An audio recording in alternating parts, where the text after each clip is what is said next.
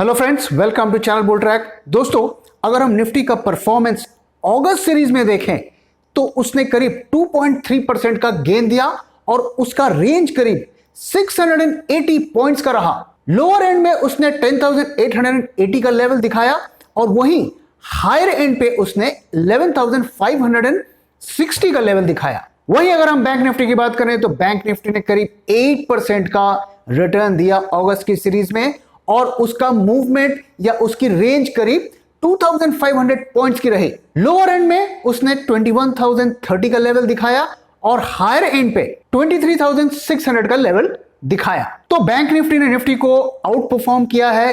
क्यों किया है इसके बारे में हम थोड़ी देर के बाद बात करेंगे। अब अगर हम सेक्टर्स की बात करें तो अगस्त सीरीज में जिन सेक्टर्स ने अच्छा परफॉर्म किया वो हैं मीडिया ने करीब 23% का रिटर्न दिया, मेटल ने करीब 18% का रिटर्न दिया और रियलिटी ने करीब 17% का रिटर्न दिया। तो ये टॉप सेक्टर्स रहे और इनमें काफी अच्छी एक्टिविटी हमें देखने को मिली। वहीं फार्मा और ऑटो ने भी अच्छा परफॉर्म किया। फार्मा ने करीब 15% का रिटर्न दिया और ऑटो ने करीब 10% का रिटर्न दिया। अब अगर हम इस सेक्टर के परफॉर्मेंस का डेटा देखें तो इसमें मुझे एक कॉन्ट्रडिक्शन नजर आ रहा है। वो कॉन्ट्रडिक्शन क्या है कि मेटल और ऑटो में तो एक्टिविटी हो रही है लेकिन एनर्जी सेक्टर में एक्टिविटी नहीं दिख रही है और एनर्जी सेक्टर का जो रिटर्न है वो अगस्त के महीने में नेगेटिव या फ्लैट रहा। तो अगर इंडस्ट्रियल एक्टिविटी हो रही है जिसकी वजह से मेटल और ऑटो में एक्टिविटी हो रही है तो वो एक्टिविटी हमें एनर्जी सेक्टर में भी रिफ्लेक्ट होनी चाहिए, लेकिन ऐसा हमें नहीं दिख रहा है। तो इस वजह से ये जो रैली हो रही है इसे हम फंडामेंटली ड्रिवन नहीं कह सकते। तो आखिर रैली क्यों हो रही है इसके बारे में हमने पहले भी कई वीडियोस में बात किए हैं और हम उन रीजंस को एक बार फिर आपके लिए समराइज कर देते हैं। पहला जो कारण है ग्लोबल लिक्विडिटी। दोस्तों, अराउंड द वर्ल्ड जो सेंट्रल बैंक्स हैं वो ज्यादा से ज्यादा करेंसी को प्रिंट कर रहे हैं और उसका एक परिणाम यह हो रहा है कि मनी की सप्लाई बढ़ गई है जिससे मनी का वैल्यू कम हुआ है और महंगाई में एक बढ़ोतरी हमें देखने को मिली है।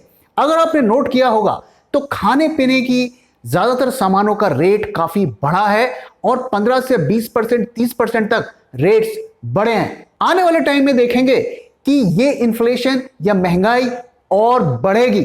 हालांकि आप अगर डेटा देखेंगे तो डेटा में शायद आपको उस तरीके से महंगाई नहीं दिखे, लेकिन जब आप बाजार में जाएंगे तो आप देखेंगे कि हर सामान पिछले कई महीनों के कंपैरिजन में उनकी कीमतें बढ़ी हैं और आगे भी बढ़ेंगी। दूसरा जो कारण है वो आपको पता है, रॉबिनहुड ने यह ठान लिया है कि वो करोड़पति बन के ही मानेंगे, समझे कि नहीं। तीसरा जो कारण है वो है इंडेक्स मैनेजमेंट। दोस्तों, हम में से ज्यादातर लोग सिर्फ इंडेक्स को देखकर ही इकोनॉमिक सिचुएशन का अंदाजा लगाते हैं। अगर इंडेक्स ऊपर जा रहा है तो हमें सब कुछ ठीक लगता है, भले ही हमारी नौकरी चली जाए, हमारा घर बिक जाए, हमारी गाड़ी बिक जाए, लेकिन अगर इंडेक्स ऊपर जा रहा है तो मतलब सब चंगासी। तो इंस्टीट्यूशंस हमारी इस मेंटालिटी को समझते हैं। तो जब तक बाजार ऊपर जाएगा लोगों का कॉन्फिडेंस बाजार में बना रहेगा और वो बाजार में एक्टिव रहेंगे। चौथा जो कारण है वो थोड़ा इंडिया स्पेसिफिक है। दोस्तों, मैंने आपको पिछले कुछ वीडियो में बताया है कि किस तरीके से बहुत सारे फंड रेजिंग एक्टिविटीज मार्केट में चल रहे हैं। उसमें आईपीओस भी है, राइट्स इश्यू भी है, क्यूआईबीज भी है और हमने देखा कि कई सारे प्राइवेट बैंक्स ने रिसेंटली ही बाजार से पैसा उठाया, लेकिन अभी भी बहुत सारे बैंक्स ऐसे हैं जो लाइन में लगे हुए हैं, स्पेशली पीएसयू बैंक्स। तो करीब 1.5 लाख करोड़ के इश्यूज या तो बाजार में आ चुके हैं या आने वाले कुछ महीनों में आने वाले हैं। इसमें पीएसयू बैंक्स के करीब 50,000 करोड़ के इश्यूज अगले 2 महीने में आते हुए आप देखेंगे, जिसमें एसबीआई है, फेडरल बैंक है, बैंक ऑफ इंडिया है, बैंक ऑफ बड़ौदा है। तो अगर बाजार नीचे जाएगा या इन स्टॉक्स के प्राइस नीचे जाएंगे तो उनका इश्यू हो सकता है सक्सेसफुली क्लोज ना हो, या अगर सक्सेसफुल हो भी जाता है तो उनको वो डिजायर्ड वैल्यूएशन या डिजायर्ड प्राइस इन्वेस्टर से नहीं मिलेगी और वो बाजार से कम पैसा उठा पाएंगे।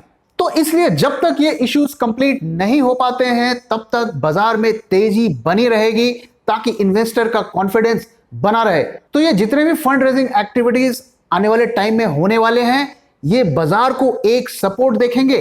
स्पेशली बैंक निफ्टी में तेजी बने रहने की उम्मीद है। अब आइए हम अगस्त महीने के जो इंडिविजुअल टॉप परफॉर्मर्स हैं या इंडिविजुअल वर्स्ट परफॉर्मर्स हैं उनकी बात कर लेते हैं। सबसे पहले टॉप परफॉर्मर्स की बात करते हैं और टॉप परफॉर्मर्स में है अदानी एंटरप्राइज, जी, अशोक लेलैंड, भारत फोर्ज, टाटा मोटर्स एंड डीएलएफ।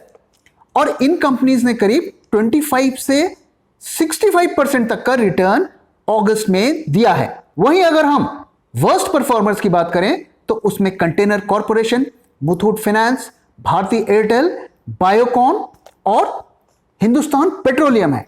और इन कंपनीज ने करीब 5 to 12% के बीच में लॉस दिया है। अब आइए अब हम अपने पोर्टफोलियो को भी देख लेते हैं। अगर आप हमारे पोर्टफोलियो का रिटर्न्स देखें तो लगभग सभी स्टॉक्स अच्छा कर रहे हैं और प्रॉफिट में हैं। कैडिला और सन फार्मा ने भी अब स्पीड पकड़ी है और आने वाले टाइम में हमें उम्मीद है कि ये अच्छा रिटर्न देंगे। तो हमें लगता है कि इन लेवल्स पर भी हम टीसीएस और सन फार्मा में इन्वेस्ट कर सकते हैं अगर आपका 4 से 5 साल का आउटलुक है। बाकी स्टॉक्स को भी अगर आप चाहें तो एक्यूमुलेट कर सकते हैं, लेकिन हमारी सलाह रहेगी कि आप उसे थोड़ा थोड़ा करके करेक्शन में खरीदें। आइए अब हम सितंबर महीने में बाजार के आउटलुक के बारे में बात कर लेते हैं और एक अनुमान लगाने की कोशिश करते हैं कि निफ्टी, बैंक निफ्टी कैसा परफॉर्म करेंगे। तो आइए पहले हम निफ्टी के एक्सपेक्टेड रेंज की बात करते हैं। निफ्टी का जो वीकली रेंज है वो 11,506 से लेके 11,786 तक रहने की उम्मीद है। वहीं अगर हम निफ्टी के पूरे महीने की रेंज की बात करें तो वो है 11,370 से लेके 11,920 का रेंज हमें दिखाई पड़ता है। यहां पर मैं आपको याद दिला दूं कि जो हमने अगस्त की सीरीज का रेंज प्रेडिक्ट किया था वो हमने बताया था कि 10,850 से लेके 11,550 के बीच में निफ्टी रहने की उम्मीद है और निफ्टी ने लगभग इसी रेंज के बीच में ही परफॉर्म किया। तो अगर आप निफ्टी का चार्ट देखें तो Nifty 25 day simple moving average का सपोर्ट लेकर बढ़ रहा है और जब भी उसका प्राइस 350 पॉइंट्स अवे हो जाता है उसके मूविंग एवरेज के लेवल से तो वो एज अ रेजिस्टेंस एक्ट करता है। तो अगर आप देखें तो इस वक्त जो हमारा नेक्स्ट रेजिस्टेंस हमें निफ्टी पे दिखता है वो 10,710 का रेजिस्टेंस बनता है।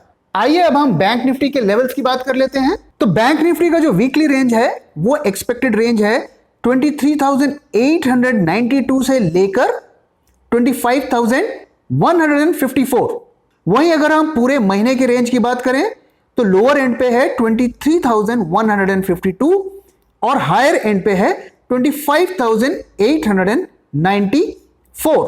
अगर आप बैंक निफ्टी में तेजी का फायदा उठाना चाहते हैं हेजिंग के साथ तो आप 2 लेग बुल कॉल स्प्रेड की पोजीशन बना सकते हैं। जो नए लोग हैं ऑप्शंस में मैं उन्हें बता दूं, इसका नाम थोड़ा फैंसी है लेकिन दरअसल ये एक बहुत आसान सी स्ट्रेटजी है। इसमें आपको 2 पोजीशन बनानी पड़ती है। एक ऑप्शन आप बाय करते हैं और साथ में ही एक ऑप्शन को आप शॉर्ट सेल करते हैं। तो अगर आप नए हैं तो आप इस तरीके की स्ट्रेटजीज को थोड़ा बहुत पेपर ट्रेड करके समझ सकते हैं और जब आपको ये समझ आ जाए तो आप एक्चुअल पोजीशन बना सकते हैं। आप चाहें तो आप हमारा app call and put analyser download कर सकते हैं। उसमें आपको इस तरीके की बहुत सी स्ट्रेटजीज मिल जाएंगी और उसमें काफी सारी स्ट्रेटजीज फ्री होती हैं जिन्हें आप सेव करके स्टडी कर सकते हैं या ट्रैक कर सकते हैं। तो दोस्तों इसी के साथ इस वीडियो को यहाँ पे रैप अप करता हूँ। आपको ये वीडियो कैसा लगा जरूर बताएं, अपना फीडबैक दें और अगर आपको किसी पर्टिकुलर टॉपिक पर वीडियो देखना है तो जरूर हमसे शेयर करें। और अगर आपको ये वीडियो पसंद आया है तो प्लीज वीडियो को लाइक करिए, अपने दोस्तों के साथ शेयर करिए और हमारे चैनल को सब्सक्राइब करिए। So thank you very much for time दोस्तों। फिर मिलेंगे किसी और वीडियो में।